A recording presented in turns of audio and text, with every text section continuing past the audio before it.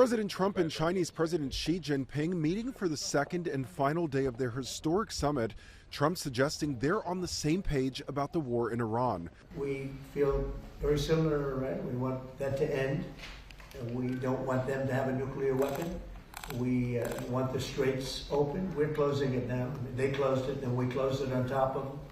But we want the straits open, and we want them to get it ended because it's a crazy thing. They're a little bit crazy, and it's no good. Can't have it.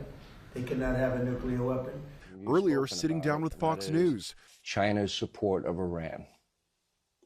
How big a discussion was that today? We discussed it. I mean, when you say support, they're not fighting a war with us or anything. No.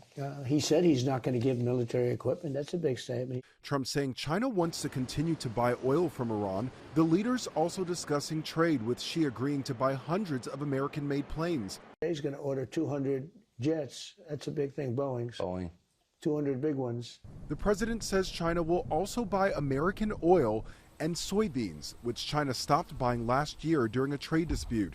Treasury Secretary Scott Bessent says China also agreed to work together on AI safety.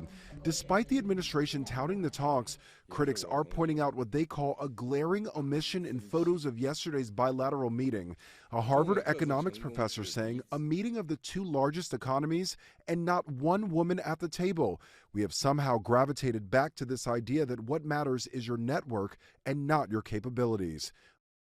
A handful of women did join President Trump for his Beijing visit, including his daughter-in-law, Lara.